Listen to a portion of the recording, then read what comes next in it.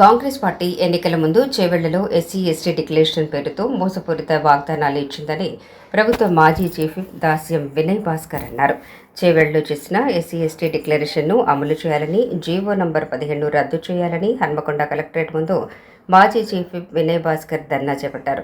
శాంతియుతంగా ధర్నా చేస్తున్న వినయ్ భాస్కర్ను పోలీసులు లాక్కెళ్లే ప్రయత్నం చేయడంతో పోలీసులకు బీఆర్ఎస్ శ్రేణులకు తోపులాట జరిగింది.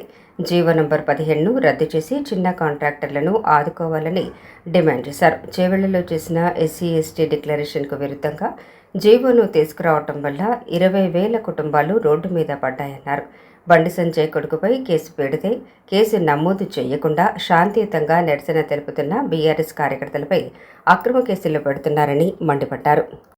డిక్లరేషన్లో ఇచ్చినటువంటి ఏ ఒక్క హామీ కూడా నెరవేర్చకుండా గత ప్రభుత్వం కేసీఆర్ గారి పాలనలో పేద బడుగు బలహీన వర్గాలు సోషల్ వెల్ఫేర్ డిపార్ట్మెంట్ లో పేదవాడు బతకాలని చెప్పి సుమారు 15-20 మందికి కాంట్రాక్ట్ పద్ధతిలో సప్లై చేస్తుంటే ఈ రేవంత్ ప్రభుత్వం చేవెళ్లలో చేసినటువంటి డిక్లరేషన్ కు భిన్నంగా జీవో నెంబర్ 17 తీసుకొచ్చి ఈరోజు 20,000 కుటుంబాలను రోడ్న పట్టినటువంటి పరిస్థితి మనం చూసినాం.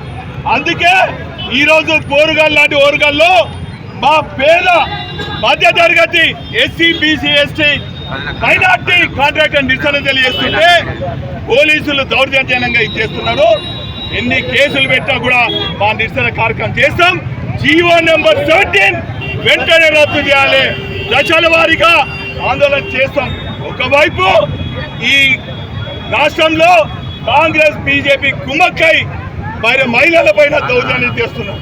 కేంద్ర మంత్రి కొడుకు మరి అత్యాచారం చేసినా కూడా ఇదే పోలీసు వాళ్ళు కేసు పెట్టకుండా పోస్కో కేసు కింద మరి నమోదు చేయకుండా ఈరోజు మరి ఉచ్చ విగ్రహాలు చేస్తున్నారు.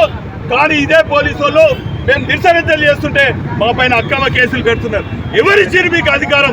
ఎన్ని కేసులు పెట్టినా కూడా తెలంగాణ పునర్నిర్మాణం కోసం మరి కాంగ్రెస్ చేసినటువంటి అడ్డగోలు హామీలు మరి అమలయ్యే వరకు కూడా మేము పోరాడతాం అన్నటువంటి విషయాన్ని సందర్భంగా తెలియజేస్తున్నాం. మా ఎస్సీ బీసీ మైనార్టీ మరి కాంట్రాక్టర్ల అధ్యక్షులు మరి శ్యామ్ గారు మాట్లాడుతున్నారు.